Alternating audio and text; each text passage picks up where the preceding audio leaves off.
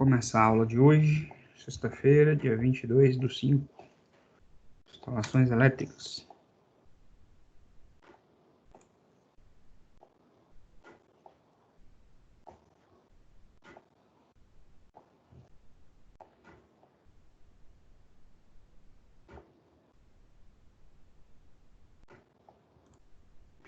Bom, eu estou seguindo o livro que a instituição disponibilizou para vocês, que é o livro que está no portal. O livro base está no portal, beleza? E eu complemento com alguma coisa que eu julgar que seja necessário, mas estou seguindo a estrutura e o mesmo caminho do livro, beleza? E pela proposta de hoje, a gente vai tratar sobre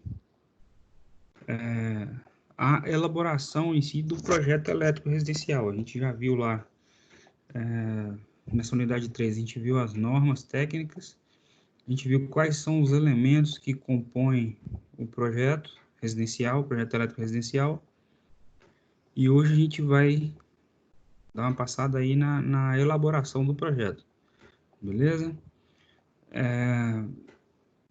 As unidades 1 e 2 deram para a gente aí conhecimentos sobre os cálculos, as formas de dimensionamento para os diversos componentes aí do projeto elétrico. E hoje a gente vai ver o que tem que ter no projeto, como elaborar um projeto, o caminho a seguir, né, para conseguir elaborar um projeto dentro do padrão. Beleza? Então vamos em frente. Na elaboração do projeto elétrico, a gente tem algumas etapas aí que são interessantes serem observadas para a gente conseguir entregar um produto de qualidade, entregar um projeto bem feito, bem elaborado, com o conteúdo que é necessário entregar e cumprir aí o que a gente tem de normatização, o que tem de padronização, beleza? Basicamente, a gente consegue dividir, então, a elaboração do projeto em 5 fases, ou 5 etapas. A primeira etapa ali é a análise inicial, depois determinação do padrão de atendimento, eu vou mostrar isso aqui também. Quantificação, aqui vai entrar a lista de materiais, orçamento, a seleção e dimensionamento dos componentes, aqui a gente vai especificar detalhadamente cada componente do projeto. E no final, as especificações técnicas com o restante da documentação, beleza? Então tá, na análise inicial do projeto, a gente tem qual o primeiro passo? A pessoa te contactou, eu preciso que você faça um projeto elétrico para mim, como funciona? Aí você negocia com a pessoa, dá seu valor, ou entra em algum acordo e você vai começar a fazer o projeto. O que você precisa para iniciar o projeto? Primeira coisa, o primeiro passo é ir atrás das informações necessárias para fazer esse projeto. O que você vai precisar? A gente precisa saber o local, precisa conhecer o local, tem que ir lá no lugar para ver, é interessante ir, ou pelo menos ter esse levantamento feito por alguém, que isso chegue em você. E aí a gente vai observar no local se tem rede elétrica da concessionária, onde está essa rede elétrica, e se isso está no mesmo lado da rua onde você vai fazer o seu projeto, onde está a casa, né, que vai ser atendida pelo projeto, pela rede, se está do lado oposto da rua, se tem baixa tensão, se está no final de rede, se está mais próximo do transformador, que mais? Por ali a gente já consegue ter uma noção mais ou menos de onde colocar a medição depois, a entrada de energia com a medição, ou pelo menos consegue analisar os melhores locais possíveis ali para colocar. E aí a gente precisa do projeto arquitetônico. Isso aqui não é feito pelo engenheiro eletricista, tá? O projeto arquitetônico não é feito pelo engenheiro eletricista. Feito pelo arquiteto, pelo engenheiro civil, hoje pela regulação, pela a resolução do Conselho de Arquitetura, só o arquiteto pode fazer esse tipo de projeto arquitetônico. Mas o CREA também dá autorização para o civil fazer dentro de alguns limites ali, tem essa briga na justiça aí, mas enfim, o engenheiro eletricista não pode fazer o projeto arquitetônico, beleza? A gente vai precisar disso elaborado por um outro profissional. No projeto arquitetônico, a gente vai precisar que tenham algumas informações. As dimensões do lugar, altura, largura, espessura de parede, onde tem janela, onde tem porta, o pé direito, que é a área útil ali, na altura útil do pavimento, os cortes nas plantas, né, para a gente conseguir ter as vistas de toda a construção, se tem detalhe, por exemplo, se tem fachada, se tem sacada, se não tem, se é coberto, se não é. Enfim, todos os detalhes possíveis aí que a gente conseguir levantar da instalação, da estrutura física do local para a gente conseguir fazer a alocação dos pontos depois para fazer o projeto elétrico. Beleza? Então, precisa do projeto arquitetônico e ele tem que ter, no mínimo, essas informações aqui. Dimensões do lugar, pé direito, os cortes com as vistas, detalhamento, localização, por exemplo, de previsão de localização de móveis dentro da construção, por exemplo, onde tem geladeira, onde vai ficar a televisão, se tem forno, onde está, esse tipo de coisa. Isso geralmente vem no projeto arquitetônico. Se não tiver, a gente depois, mais para frente, vai precisar dessa informação. E aí vai contactar o proprietário da obra, ou então, se tiver o arquiteto na obra, vai contatar o arquiteto, o engenheiro civil, para saber isso. Beleza? Outra informação que a gente precisa é a planta de situação. Para que serve a planta de situação? Ou para que a gente precisa disso? Isso aqui vai nos fornecer as informações relacionadas à localização do imóvel dentro a localização dele na rua, aonde estão os postes da rua. Claro. Oi. Boa noite. Tá falhando a internet aí, dá aquele upgrade aí que você dá aí. Peraí. Ouviu aí? Ouvi, peraí. Beleza. Melhorou. Porque hoje tá chovendo aqui também, aí já viu, né? Internet a lenha. A internet Melhorou tá aí? ruim em tudo quanto é lugar. Aqui tá melhorando aí. Bora. Beleza.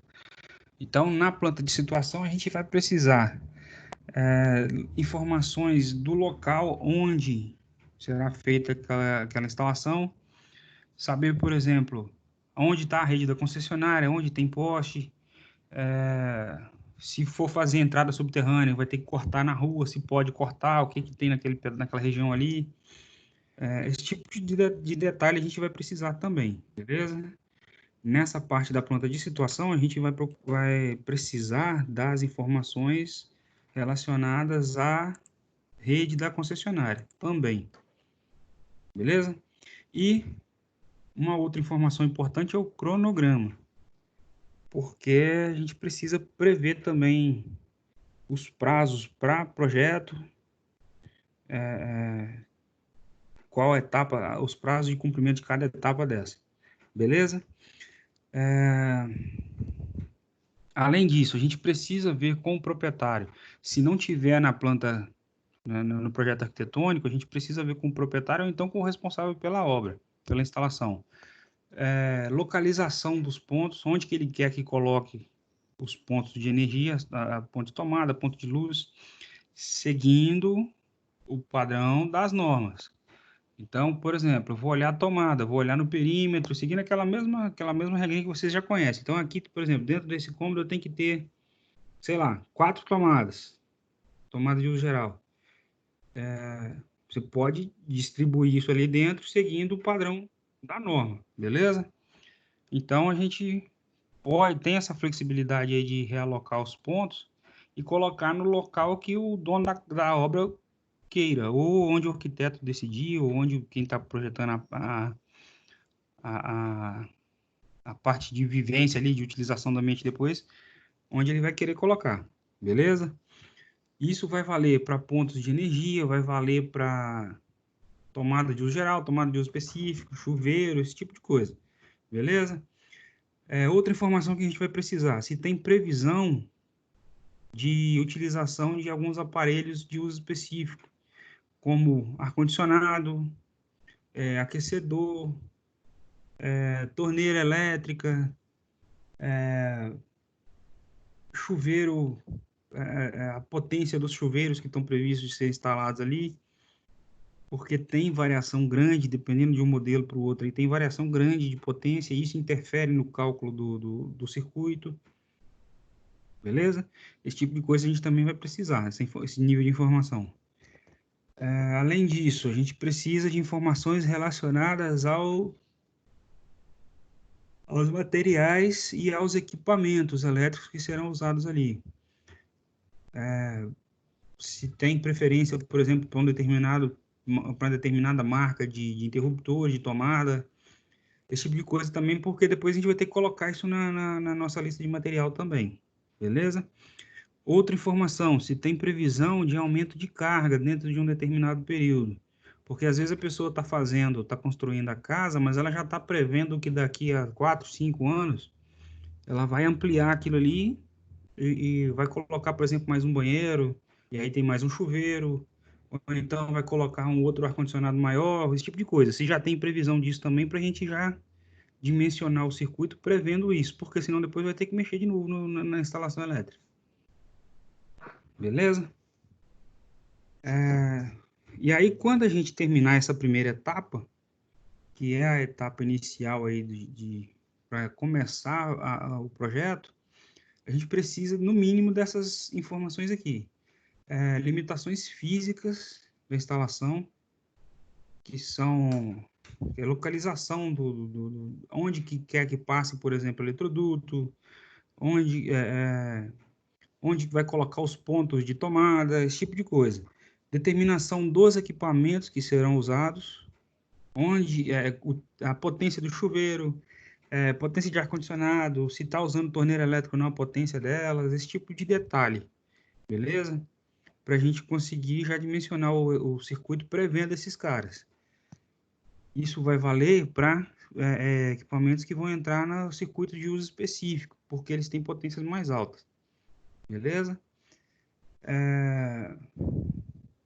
E também característica desses equipamentos. Então, potência desses caras, se é carga indutiva ou carga resistiva, estimativa de uso desse cara durante o dia, para a gente já analisar também depois no cálculo da demanda, beleza?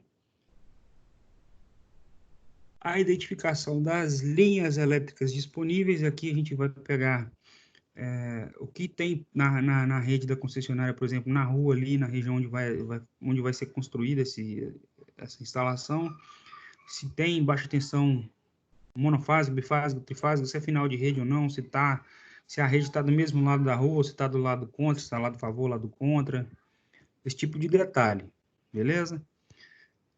E aí a gente consegue fazer uma estimativa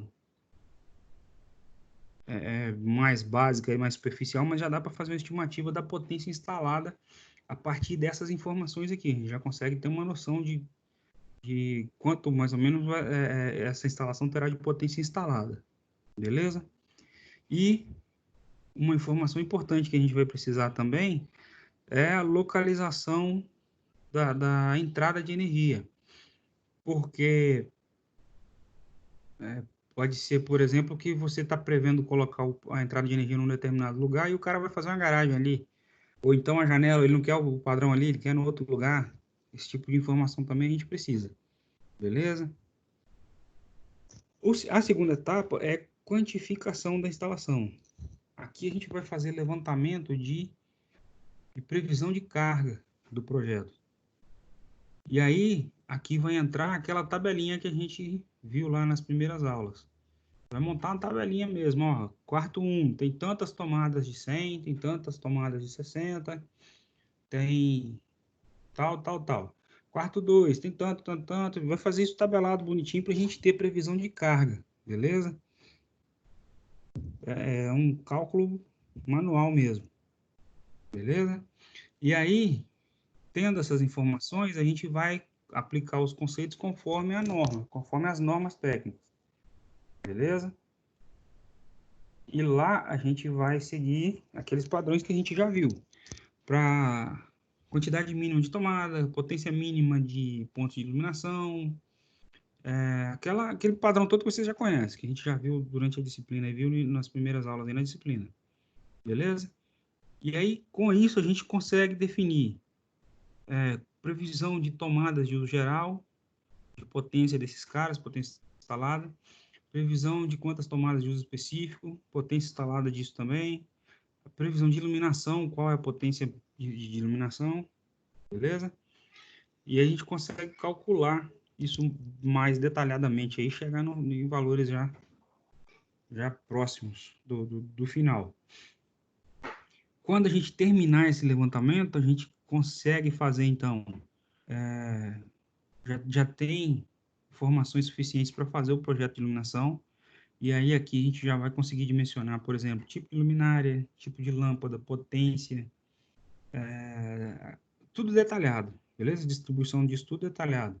Determinação de localização desses pontos de luz dentro do ambiente, determinação das tomadas de uso geral, todas elas, por cômodo, por potência, por circuito, a gente já consegue fazer isso tudo dentro dessa etapa.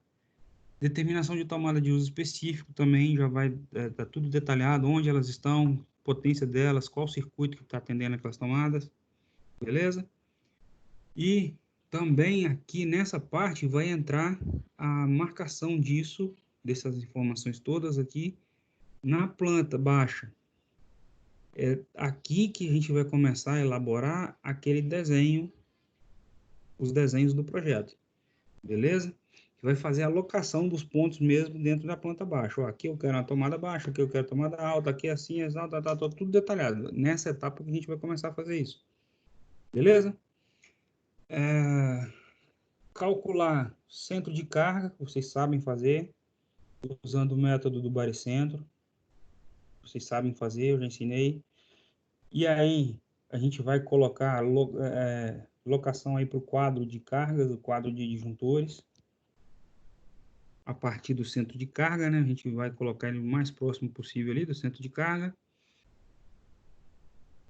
Definir potência instalada, porque aqui a gente já tem, quando chegar nessa etapa, a gente já tem detalhado potência de todo mundo ali dentro do circuito, da instalação inteira. E aí aqui a gente já consegue fazer distribuição de circuitos, já bem detalhado, beleza? E definir as tensões que serão utilizadas. Tomada monofásica, tomada bifásica, tomada do chuveiro lá se vai ligar bifásico ou não, se a instalação sua é monofásica, bifásica ou trifásica. Por aqui a gente já vai definir isso tudo, beleza? O terceiro passo é o fornecimento de energia. Aqui a gente precisa recorrer às normas da concessionária ou da distribuidora de energia que vai te atender ali naquele local, beleza? E aí, é entrar no site dos caras, pegar a norma deles e fazer dimensionar o restante a entrada do seu projeto seguindo os padrões da concessionária. Não tem para onde correr, beleza?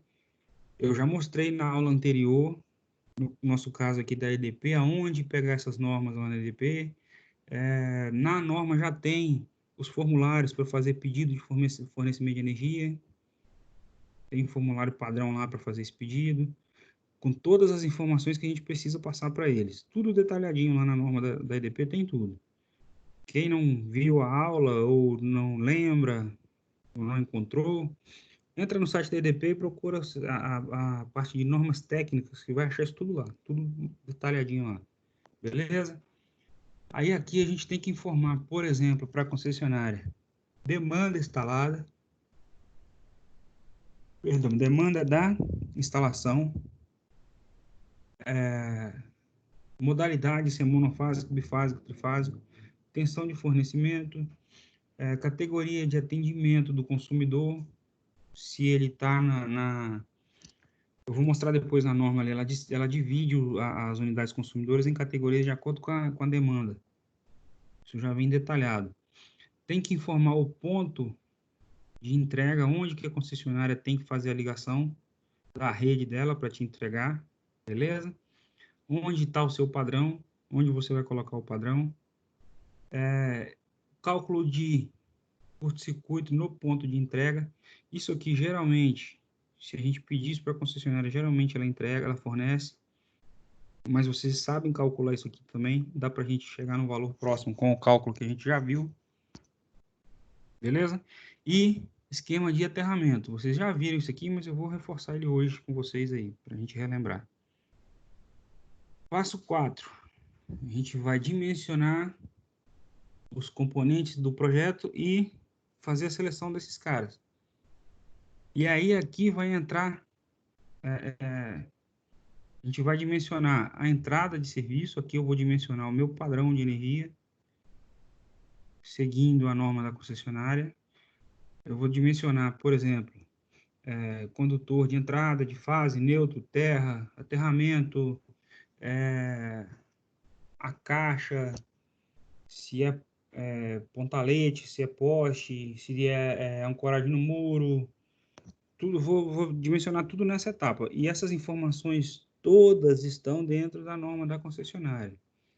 Aqui a gente tem que fazer essa etapa seguindo a norma da concessionária, porque é ela que vai fazer a ligação do seu padrão depois com a rede dela.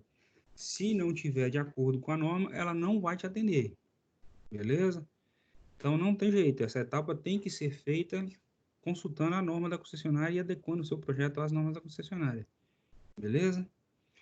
Geralmente essa entrada de serviço, isso é dimensionado de acordo com a potência instalada ou com a demanda prevista. A gente tem que informar esses dois caras para a concessionária, beleza? E aí isso vai variar de uma concessionária para outra, de uma distribuidora para outra. Por exemplo, peguei na norma da EDP.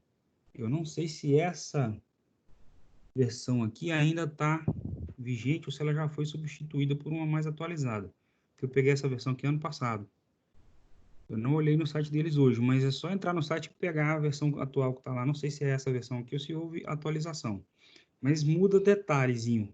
A maior parte continua a mesma coisa, mesmo se tivesse sido atualizado, né? Muda pouca coisa.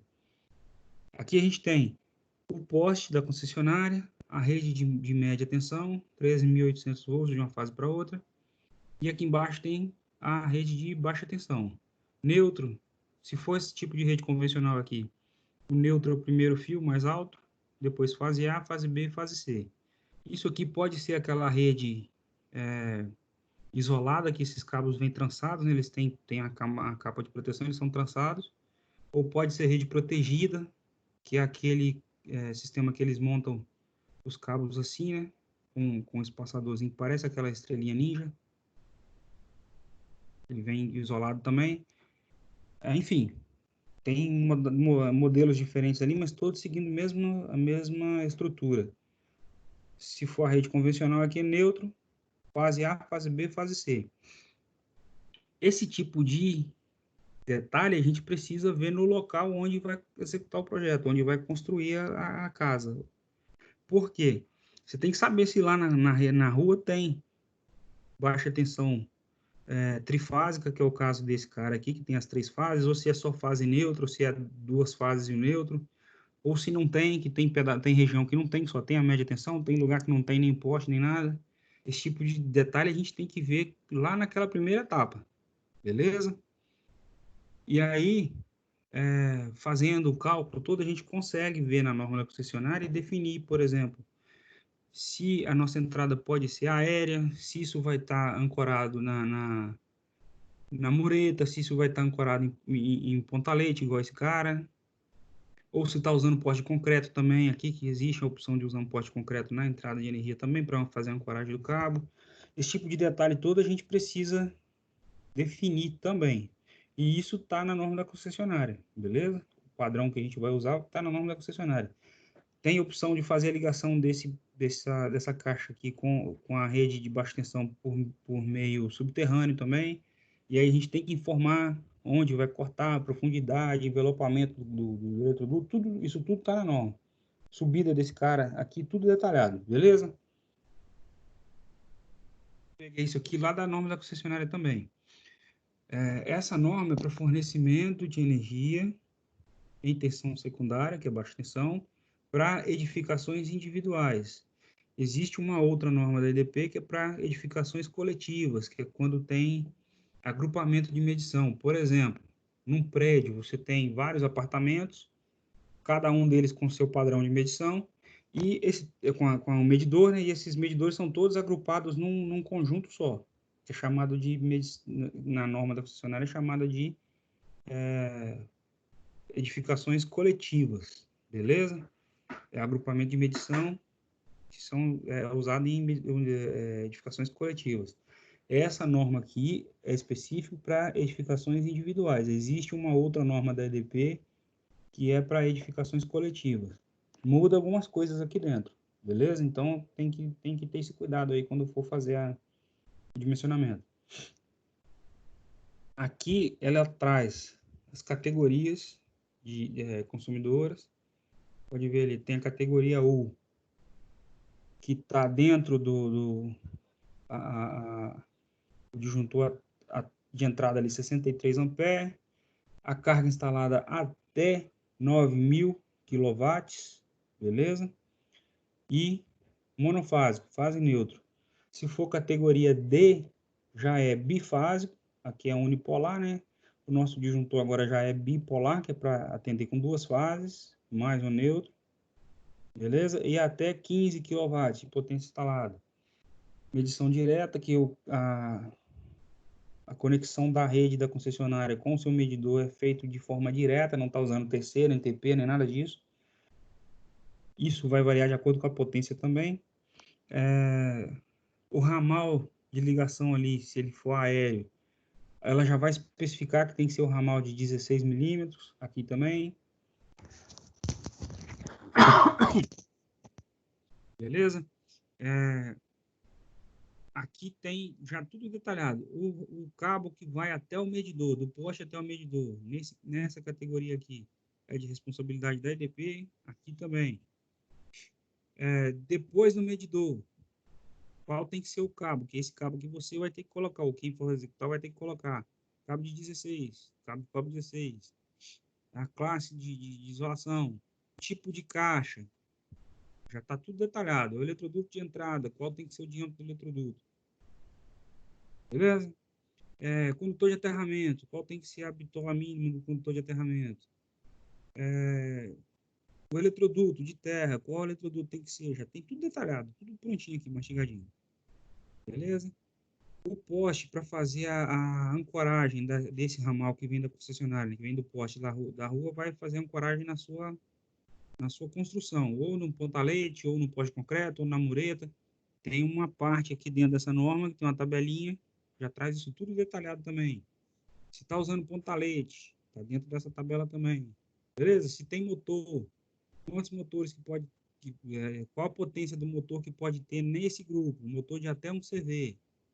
Partida direta. Ou então, nesse caso, na categoria D, motor de até 3 CV, para partida direta. E assim sucessivamente. É só a gente seguir na tabela. Aí tem lá, categoria T1, até 26 kW, instalado. T2, de 26 a 34. T3, de 34 a 41. Vai seguindo. A gente vai seguindo a tabela. Tá tudo lá, tudo detalhado. Beleza? Aqui já é uma instalação trifásica. Tem as 3 fases e o neutro.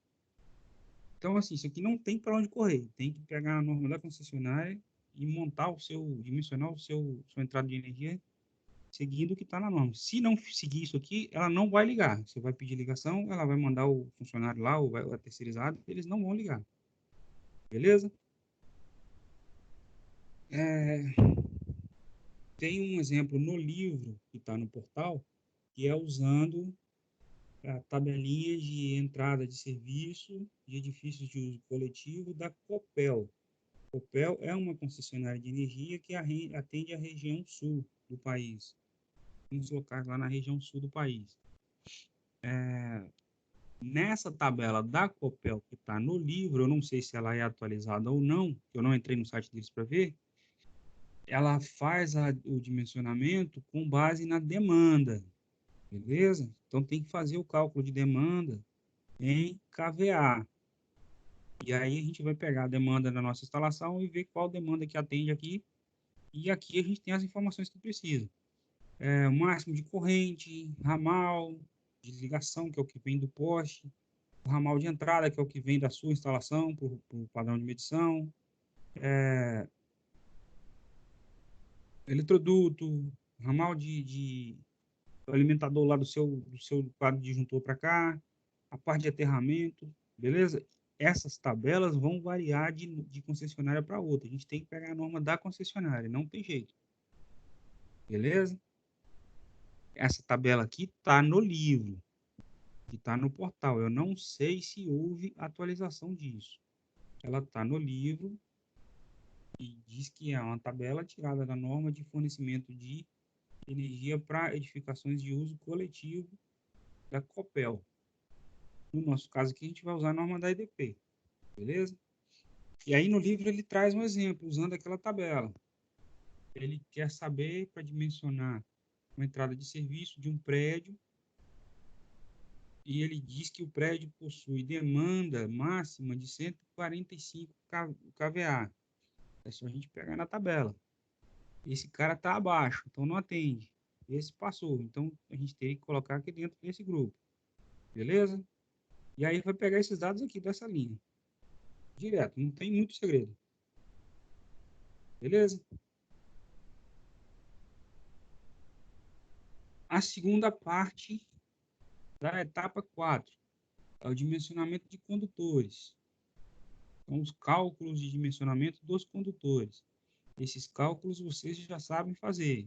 Tem que ser feito seguindo os padrões da NBR e R 5410. Beleza? Lá tem 3 critérios: critério de queda de tensão, critério de capacidade de condução de corrente e o de seção mínima. Vocês já sabem fazer os 3. Eu já falei isso um monte de vezes com vocês sabem fazer. Depois, dimensionamento da tubulação, dos eletrodutos. Vocês também sabem fazer. A gente já viu isso em mais de uma aula durante esse semestre. Só seguir a regra que está nessa norma aqui também. Vocês têm isso tudo no material de vocês. Depois, dimensionamento do quadro de distribuição, que é o quadro onde vão ficar os disjuntores. Para fazer esse dimensionamento, a gente já precisa ter feito divisão dos circuitos, da instalação em circuitos, saber quantos circuitos são, quantos disjuntores são, quantos DR tem.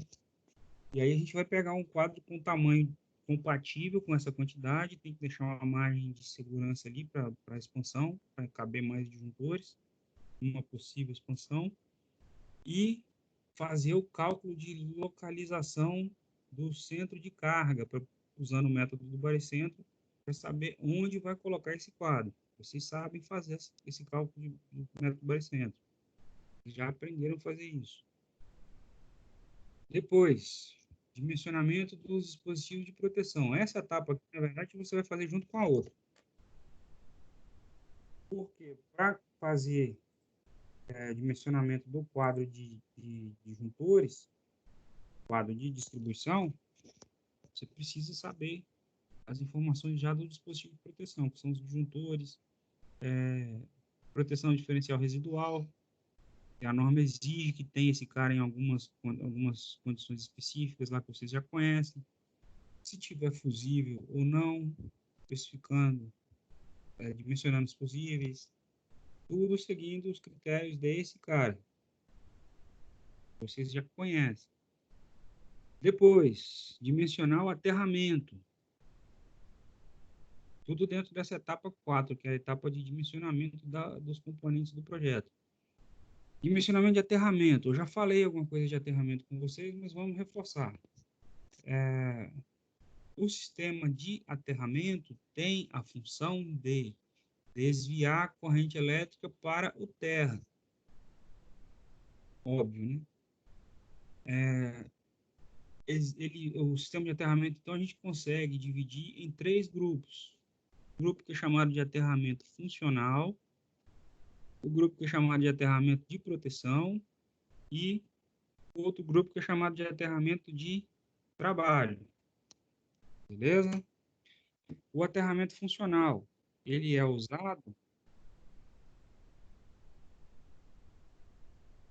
Aterramento funcional, ele é usado para fazer a ligação dos condutores do sistema, dos cabos dos condutores à terra.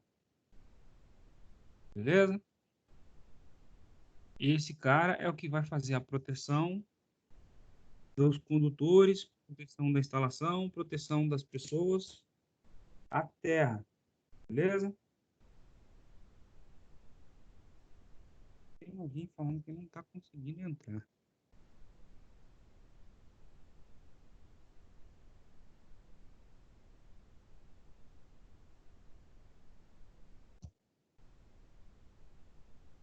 Deixa eu mandar mensagem para ele aqui e ver se resolve.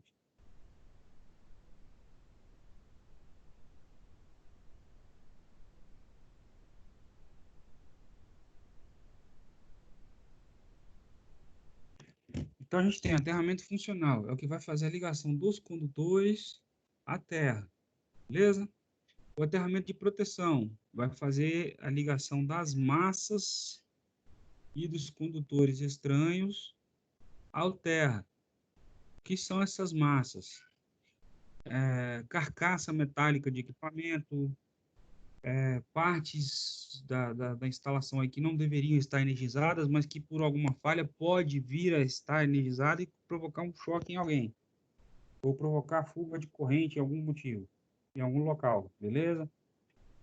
Esse aterramento de proteção, ele é dimensionado para fazer desviar a corrente desses caras para o terra. Então, a ligação das massas e dos condutores estranhos ao terra, beleza? E existe o terceiro grupo, que é o de aterramento de trabalho. Esse cara geralmente é um aterramento temporário que é feito para permitir que a pessoa faça alguma manutenção em algumas partes da instalação com segurança, beleza? Tem alguns casos que a gente precisa fazer isso. Por exemplo, subestação abrigada, um prédio que tem a subestação própria, interna ali, e precisa fazer manutenção na subestação. Ela, se tiver como, desliga, faz o aterramento da entrada dela para proteger os caras, faz o aterramento na saída para proteger quem vai trabalhar ali. Se tiver alguma falha no circuito, alguma coisa lá para dentro ou antes, não vai matar o cara eletrocutado ali. É um tipo de aterramento de trabalho. Beleza?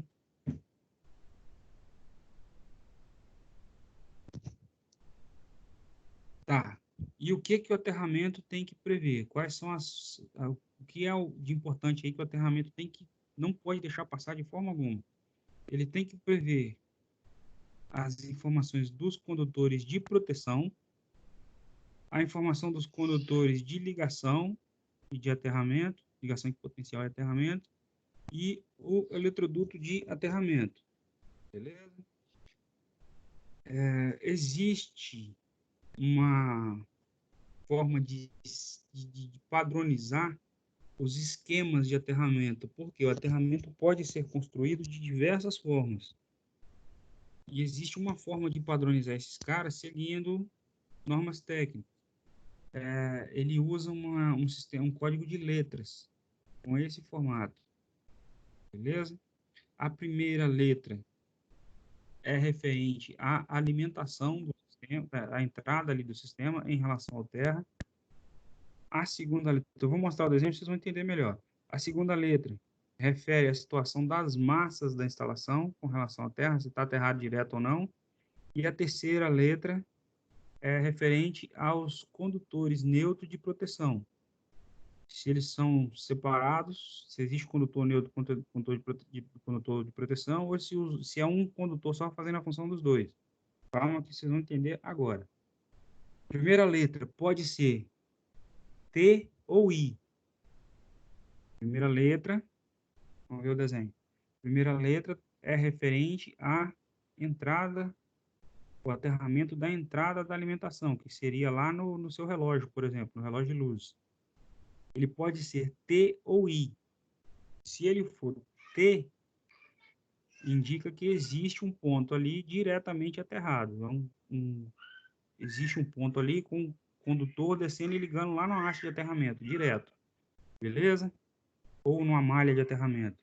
Se ele for I, existe um ponto ali que está aterrado, só que ele não está ligado direto na haste de aterramento ou na malha de aterramento. Ele está aterrado através de uma impedância. Vou mostrar também. Beleza? A segunda letra, a segunda e a terceira letra, são a respeito desse cara.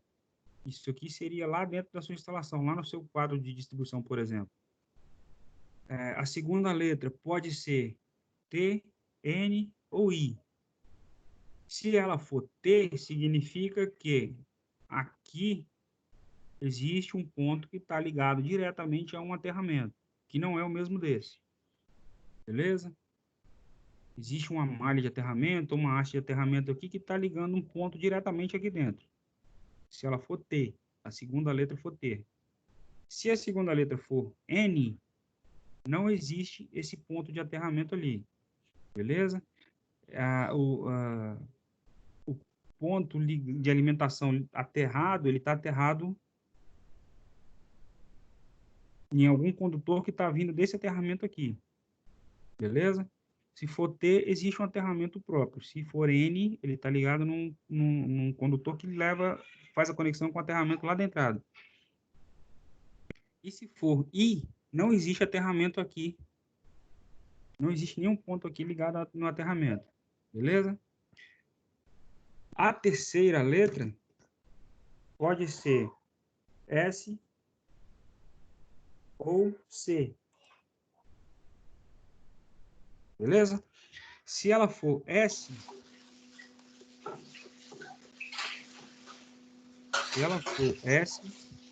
significa que esse ponto não tem uma ligação direta com o aterramento aqui, ele está ligado no aterramento de lá, e existe um condutor neutro e um condutor de proteção vindo de lá da alimentação, fazendo conexão aqui dentro. Beleza? Se ela for C, existe um condutor só vindo de lá para cá, fazendo a função de neutro e de terra, que é chamado de condutor de proteção. Beleza? Então, vamos ver as configurações possíveis. O primeiro é o esquema TT. Aqui só tem duas letras. A primeira letra é referente à alimentação, a entrada lá, o relógio de energia, por exemplo. Como é T, significa que esse cara está ligado no aterramento lá no relógio de energia. Tem uma haste, ou duas, ou três, uma malha, o que for ligado lá aterrado, e existe um ponto ali dentro que está ligado diretamente nesse aterramento. Beleza? A segunda letra está tratando esse cara. Como ela é T, significa que aqui também tem um ponto ligado em um outro aterramento separado. Beleza? Então, se aqui for T, morreu. Não tem como ter a terceira letra aqui. Se for N, aí tem as variações. Nesse caso, então, no esquema TT, existem dois pontos de aterramento independentes. Beleza? São aterramentos separados ali, com esse cara tendo a ligação com o ponto dele e esse cara tendo a ligação no ponto dele. Beleza? Esse tipo de ligação, ele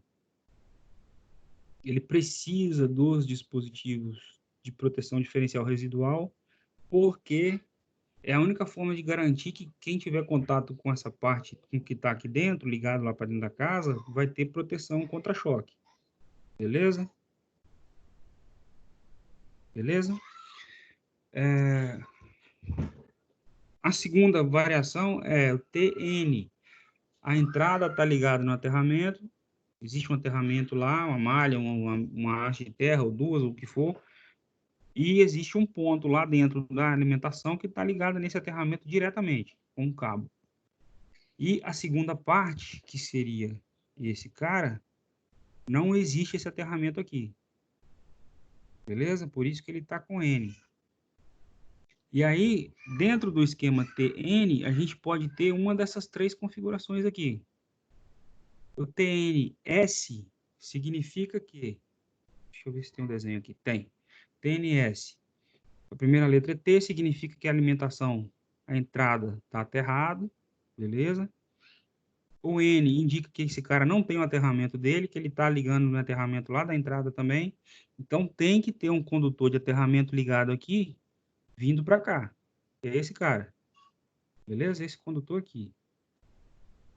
E o S indica que esse cara está fazendo só a função de proteção.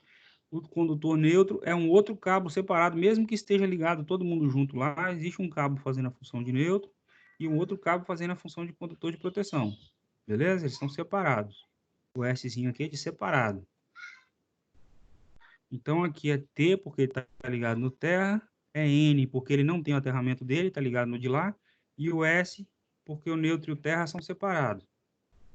Beleza? Esse esquema de aterramento, então, tem o neutro e proteção separados, são dois condutores separados. Ele tem baixa impedância para corrente de falta, corrente de curto-circuito. Beleza? Ele não pode ser usado, ou ele não é indicado em instalações onde esse cara está muito longe desse. Beleza? Nesse esquema, nessa forma de ligação, esse condutor está sempre com a tensão 0 volt, como referência para os demais, todo mundo medindo em relação a ele, beleza? E a proteção aqui de usuários aqui dentro tem que ser feita por dispositivo DR também, beleza? A segunda variação do esquema TN, o T indica que aqui tem aterramento na entrada, o N indica que aqui não tem um outro ponto de aterramento, que ele está ligado lá na entrada. E esse C indica que aqui não tem um condutor de neutro e um condutor de proteção. É um só fazendo a função dos dois. Beleza? Então, lá na minha alimentação, está vindo as três fases e mais o condutor de proteção. Esse condutor de proteção está ligado no aterramento lá na entrada. E só aqui não tem neutro vindo de lá. Só vem as três fases e o proteção, não vem neutro. Quando chegar aqui nessa caixa, no quadro de disjuntores, aí ele vai ligar o neutro do quadro de disjuntores nesse condutor e vai ligar o cabo de aterramento nesse condutor também. É chamado de condutor de proteção. Beleza?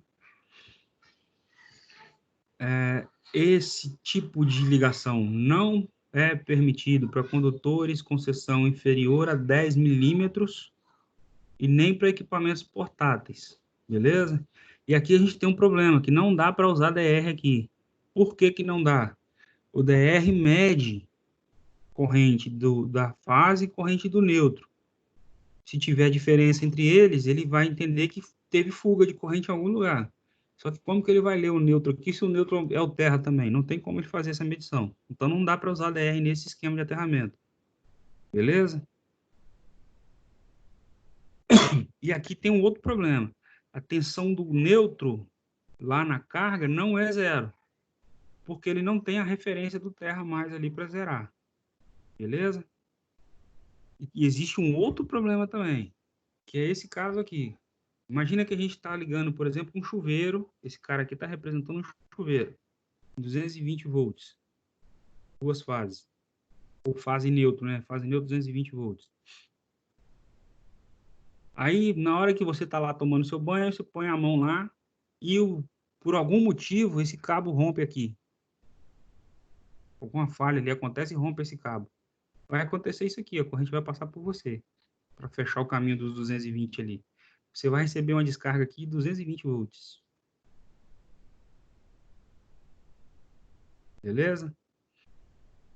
É um tipo de esquema de aterramento que está na norma, é permitido usar, desde que os condutores ali não tem, a seção dos condutores seja maior do que 10 milímetros, ou seja, não é para sistema com baixa potência, mas ele tem esse risco se o condutor de proteção romper, ou se o neutro romper, ele vai jogar o potencial todo lá em cima do ponto da carga, beleza?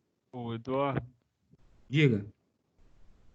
quem determina qual esquema usar aí é você mesmo? O próprio É, projetista? é. Ah, tá. Esse aqui ainda tem um detalhe. Aquela gambiarra que geralmente o pedricista ou orelha lá gosta de fazer, de pegar o chuveiro. O chuveiro tem os dois condutores lá, fase neutro, e tem o condutor terra, que é o verdinho amarelo, tracejado, bonitinho. E aí lá na caixinha onde ele vai ligar lá no seu banheiro, não tem terra, só tá chegando dois cabos aqui, só o cabo de fase e o cabo de neutro. Ele liga esse cara aqui e liga esse cara aqui. E o terra vai fazer o que com ele? Ele pega e liga ele aqui também. É isso aqui que ele tá fazendo. E aí, se romper lá, você vai ter esse mesmo problema aqui, lá no seu chuveiro. Ou seja, não pode fazer isso aqui. Isso aqui é proibido. E é perigoso. É melhor deixar esse cara desligado do que ligar ele no neutro. Se não tiver o aterramento, é melhor deixar ele desligado. Não é o certo é ter o aterramento aqui. Se vai usar um equipamento que precisa de aterramento, o chuveirinho lá bonitinho, se você vai usar um equipamento aqui que precisa do aterramento, tem que ter a previsão ali, tem que existir o condutor ali, beleza? Tem que ter o aterramento. Já cansei de ver isso aqui. O pessoal pega o neutro, o terra do chuveiro e liga ele no neutro e liga todo mundo lá no neutro e diz que está aterrado. Ele está fazendo esse esquema aqui lá. Isso aqui é proibido para instalações com baixa potência, com condutores inferiores a 10 milímetros, beleza? E é perigoso, porque se esse neutro romper em algum lugar lá para frente, ele vai jogar o potencial todo aqui do neutro para o terra. Uma corrente vai parar de circular ali, aqui não vai ter queda de tensão para lá, ela vai ficar desse ponto para esse, não vai ter queda de tensão. A tensão vai ficar tudo aqui em cima direto. Beleza? Isso está na norma, é permitido fazer esse tipo de esquema de aterramento. Mas tem que ter esse cuidado aí do risco. E existe variação também que é o TNCS. Ele é uma mistura dos dois anteriores aí. Do relógio até o quadro de distribuição, o primeiro quadro, não tem o neutro e o terra separado. É um condutor só fazendo a função dos dois. Aqui a gente tem fase 1, fase 2, fase 3 e o condutor de proteção. Beleza? E aí daqui para frente ele separa esse cara em dois condutores. Foi separado em proteção e neutro. Beleza? Então o TNCS, ele é um TNC até um determinado ponto e ali separa os dois condutores. Beleza? E aí a norma diz que se separar, não pode juntar de novo lá na frente. Poderia chegar aqui na frente numa outra caixa aqui, ligar esses caras tudo e fazer um só de novo. Não pode. Separou, acabou, não pode juntar de novo. Beleza? Ou seja, esse cara não pode, o TNC não pode estar depois do TNS. Beleza? Nesse caso, a gente consegue pôr DR aqui, porque tem os dois condutores separados. E aí tem que pôr DR, que é o que vai garantir proteção contra choque. Nessa parte aqui, que já tem o neutro e terra separado. Se colocar aqui, ele não vai funcionar. Porque ele não vai conseguir diferenciar a corrente do neutro da corrente do terra. Beleza? Isso está na norma também, ela permite fazer esse tipo de ligação. E a última variação é o esquema IT. A primeira letra é I, significa que a entrada da alimentação está aterrada indiretamente. Está aterrada por meio de uma impedância. Beleza?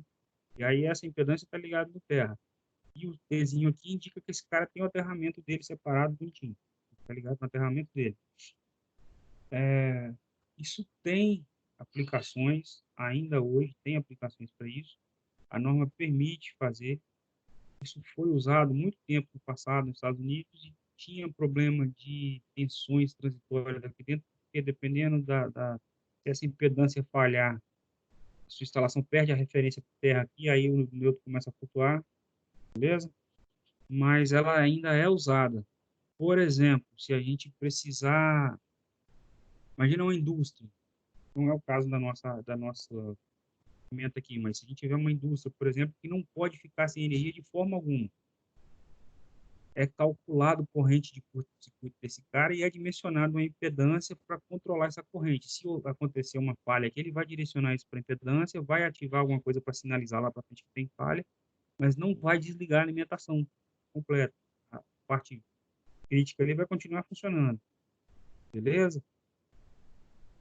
Isso ainda é usado, mas a instalação residencial caiu em desuso porque tem essa questão do neutro flutuar aqui dentro, que ele não tem a referência ali, beleza? Geralmente isso é usado em locais onde não pode parar energia, tem que ter continuidade de serviço. Hospital, indústria, hospital que tem UTI, por exemplo, obviamente existem outros critérios, né? O hospital que tem UTI tem que ter gerador e uma série de pré-requisitos, mas é uma forma de garantir que não vai parar a alimentação de forma alguma, usando isso aqui. Beleza?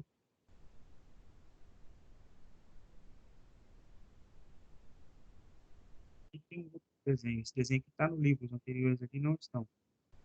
É o TNCS. Essa parte aqui não tem o aterramento dele. E esse cara também não tem o aterramento dele. Os dois estão ligados no aterramento lá da fonte. O primeiro T indica que a fonte é ligada no terra diretamente. Esse carinha indica que daqui para cá só tem um condutor fazendo a função de neutro e terra. Beleza? Aqui a gente tem fase A, fase B, fase C, neutro, terra. O neutro e o terra estão ligados no mesmo condutor de proteção. Então esse cara aqui é o C. Dali para frente foram separados, neutro e terra. E lá no próximo quadro, o neutro está ligado no neutro, a terra está ligado no terra, separado. Beleza? É.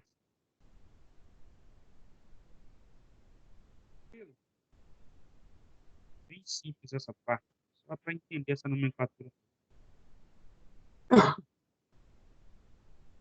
É, e aqui ainda tem mais um passo, claro, mas cálculo, você sabe, cálculo, eu já tinha as opções, tá?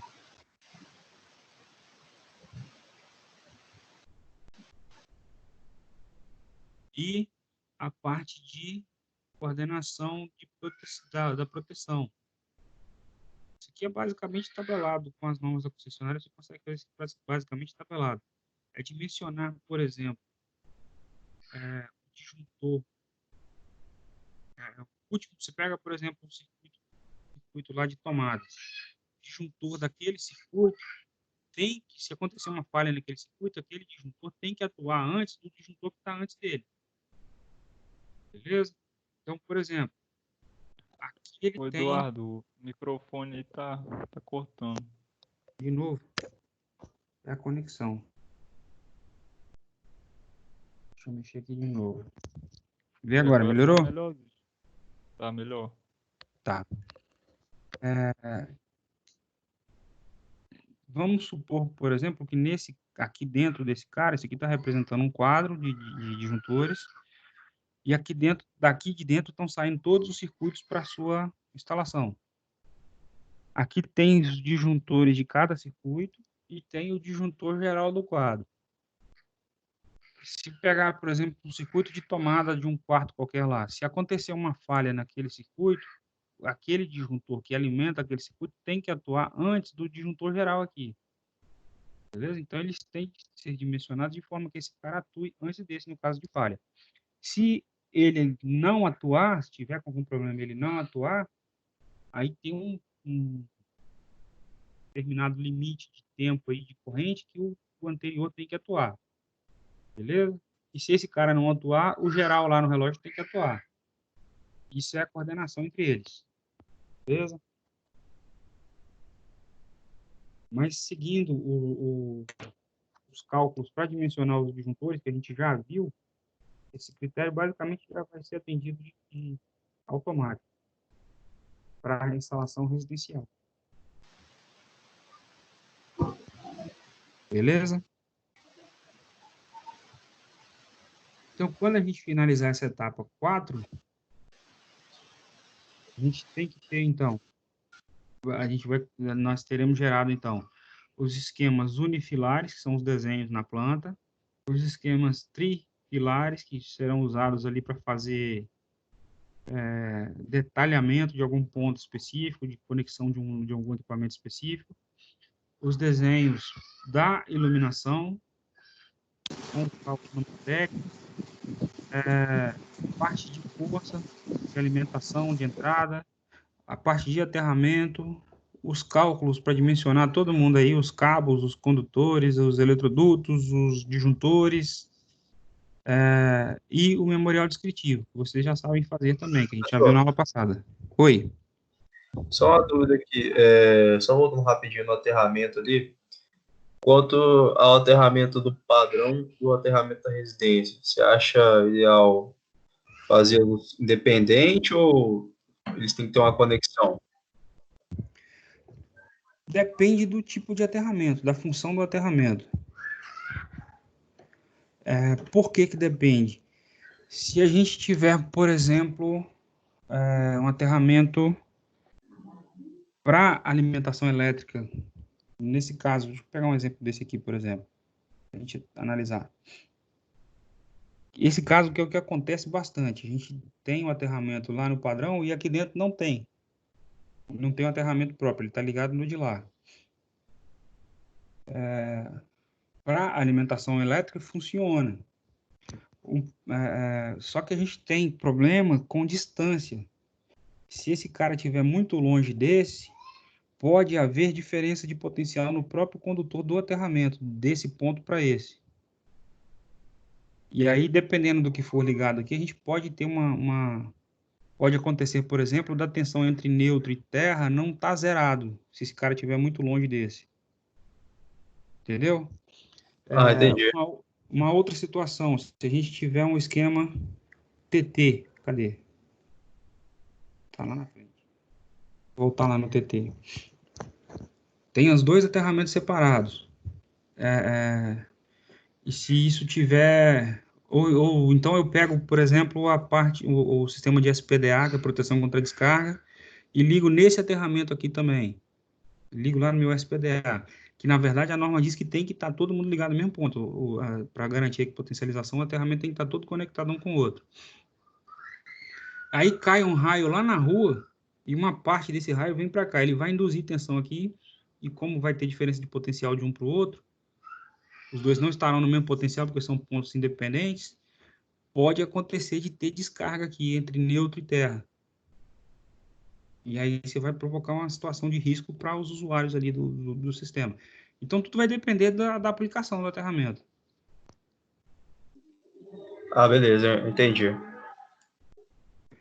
A norma diz que os pontos de aterramento têm que estar interligados. Então, se eu construir lá o meu sistema de SPDA com um captor, com descida, tudo bonitinho, e fizer um aterramento para ele que tem que fazer, esse cara tem que estar interligado com esse, para garantir equipotencialização. Tem que estar todo mundo ligado no mesmo conjunto ali, que é o barramento de equipotencialização, para garantir que não haja diferença de potencial de um para o outro.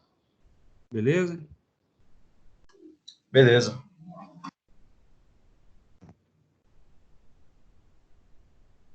Então, quando a gente fechar essa etapa 4, a gente já tem que ter gerado isso aqui tudo. Na etapa 5, que é uma das últimas, a gente vai fazer especificação de material e especificação dos dispositivos elétricos que serão usados. Beleza?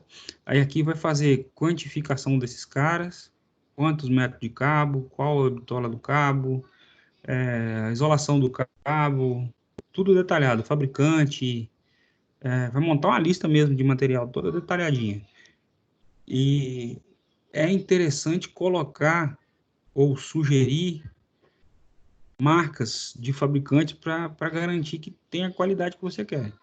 Mas aí coloca mais de uma, né? Mais de uma marca para a pessoa ter a opção de escolher lá, com preços mais em conta e tal, mas é importante sugerir para poder garantir que tenha qualidade. Principalmente com relação aos cabos elétricos. Por quê? Eu comentei na aula passada. Hoje a gente tem um problema sério com essa questão de comercialização desses cabos hoje no Brasil, porque tem muito cabo falsificado aí no mercado. Lojas grandes, de renome, vendendo esses cabos. São cabos que não têm certificação no Inmetro, ou seja, a gente não tem garantia que eles estão seguindo o padrão dos outros cabos. E o que acontece? A gente pega, por exemplo, um cabo de 4 milímetros de uma marca conhecida e pega um desse falsificado. Se medir o diâmetro externo dos dois, dá a mesma coisa. Medindo na capa, né, por fora ali da capa, de um e de outro vai dar a mesma coisa. O problema é que a quantidade de cobre do falsificado é menor do que o outro. Se for medir a parte de condução dele ali do cobre, descartando a capa, ele tem menos área de condução ali do que o certificado. Ou seja, a capacidade de condução do cabo é menor, mesmo os dois sendo de 4 milímetros. Eu fiz Essa... uma instalação, Ah, eu fiz uma instalação há pouco tempo que o cabo comprado era 2,5, mas dentro eu vi que tinha no máximo 1,5 ali dentro do cabo. pois é, isso está acontecendo muito. Estou vendo muita gente reclamando disso. Inclusive lojas de materiais antigas aí no país afora que estão acostumadas a trabalhar com isso. Vende, os caras não estão nem sabendo às vezes. Vai passando, eles vão vendendo, eles não estão nem sabendo. Tem que ter esse tipo de cuidado. Por isso que é importante, nessa etapa aqui da lista, sugerir fabricantes também. Porque aí a gente vai pegar os fabricantes que a gente conhece que são certificados, né? E vai sugerir os que são certificados para garantir aí, pelo menos tentar evitar esse tipo de problema. Beleza? Porque, eu pego um fabricante Xing Ling qualquer aí, que está mais barato que o outro, o cara vai economizar, executa daquele jeito, dá algum problema, pega fogo lá e depois na perícia vai saber lá, o cabo não tinha... O seu projeto está falando que é 4 milímetros, você colocou 4 milímetros, o troço pegou fogo. Por que pegou fogo? É erro da norma? Vai analisar, não é o cabo que está com menos cobre do que o que deveria. Até descobrir isso. Beleza? E aí, então, a gente tem no livro tem esse fluxograma aqui que sintetiza esse passo a passo todo aí. Solicitação do cliente, a parte de anteprojeto, que aqui a gente vai analisar aquelas informações iniciais ali, a primeira etapa, né? Depois, o cliente aprovou a proposta, o orçamento que você passou e tal, e você vai começar a fazer o projeto. Aí aqui você vai começar a fazer o levantamento de tudo, os cálculos, tudo detalhado. Finalizou isso, passa para o cliente, para ele aprovar. O cliente seu pode ser o dono da obra, ou pode ser o construtor lá que está te contratando, ou o arquiteto, ou o que for, beleza? E finalizou isso aqui, vai mandar para a concessionária, e ela pode aprovar ou não o seu projeto, dependendo de ter seguido os critérios dela. Se ela não tiver aprovado, vai voltar para a revisão, você vai ter que mexer nele de novo e dar entrada de novo, até conseguir sair dessa brincadeira aqui e ser aprovado. E aí, seu projeto está liberado para ser executado. Beleza? Tem só uns 3 exercíciozinhos aqui que estão no final do livro. Esse conteúdo de hoje é bem simples, porque a gente já viu esse negócio todo, né? Em aulas anteriores. É mais um resumo. Sistema de aterramento deve ser classificado de acordo com a situação da alimentação e das massas em relação à terra. E ele quer saber, para essa figura aqui, qual é o esquema de aterramento dessa figura. Qual desses aqui seria o esquema de aterramento para esse cara que está representado aqui, na opinião de vocês? Quem arrisca?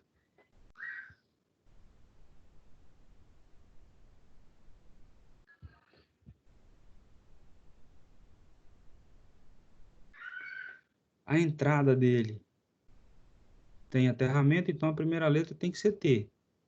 Beleza? Nos outros dois, ele não tem o aterramento, então aqui é N. E existe o condutor neutro e existe o condutor de proteção. Condutor neutro, condutor de proteção. Então é TNS. Beleza? Beleza. Sobre os sistemas de aterramento, a gente pode classificar em aterramento funcional, que é o que vai ligar as massas e os condutores da instalação ao terra. Tem aterramento de proteção, que é o que vai fazer a ligação dos condutores do sistema ao terra. E tem aterramento de trabalho, que é o que vai permitir que seja feita manutenção no local. Geralmente é aterramento temporário. E aí ele quer saber se as três informações aqui estão corretas ou não. Qual dessas aqui está correta? Aterramento funcional é o que vai fazer a ligação à terra das massas e dos elementos condutores. Aterramento de proteção, ligação na terra dos condutores do sistema. Aterramento de trabalho, que vai tornar possíveis ações de manutenção sobre parte da instalação que normalmente estão sob tensão. É só... Só 3, né?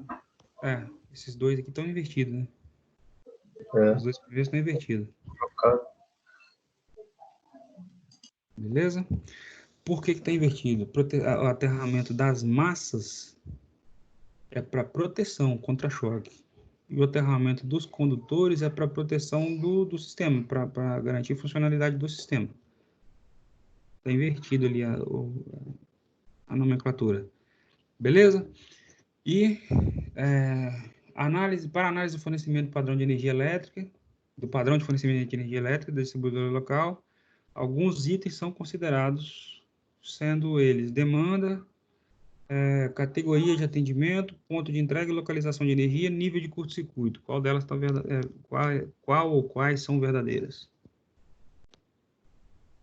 Ele quer a sequência, né? Verdadeiro e falso aqui. Só ir direto lá no material. Na verdade, todos eles estão corretos. A gente tem que informar lá para a concessionária, né, para fazer a ligação, para fazer o pedido de ligação. Você tem que informar a demanda da sua instalação, tem que calcular a demanda, qual é a categoria que ele vai enquadrar, se é monofásico, bifásico, trifásico, qual a corrente máxima ali, o disjuntor de geral da medição. Tem que informar para ela onde é o ponto de entrega, tem que informar para ela a localização disso na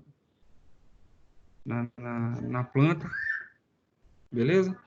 E nível de curto-circuito também tem que ser dimensionado, tem que ser determinado. Então, todos esses caras a gente tem que informar para eles, para fazer o pedido. Dúvidas? Não, bem tranquilo essa parte aí, né? Isso aqui, na verdade, é meio que um resumo do que a gente já tinha visto, né? Não tem muito segredo. E aí, no próximo capítulo, vai tratar sobre instalações industriais. Só o apanhado geral ali sobre as instalações industriais. O que muda dessas instalações para instalação residencial. Sempre em baixa tensão, né? As duas. Ô, Eduardo, já decidiu a questão da prova, o projeto, alguma coisa assim? Então, o projeto, a princípio, eu tô pensando em cancelar, porque não vai dar tempo de fazer e não vai ter como vocês me entregarem isso depois também, para ser avaliado, né? É isso que eu pensei. E aí a gente vai acabar partindo para fazer uma avaliação normal mesmo, tradicional. Ainda não está definido sobre a prova oficial, se ela será online ou de alguma outra forma. A gente está aguardando o retorno da Crota. Nós tivemos uma reunião hoje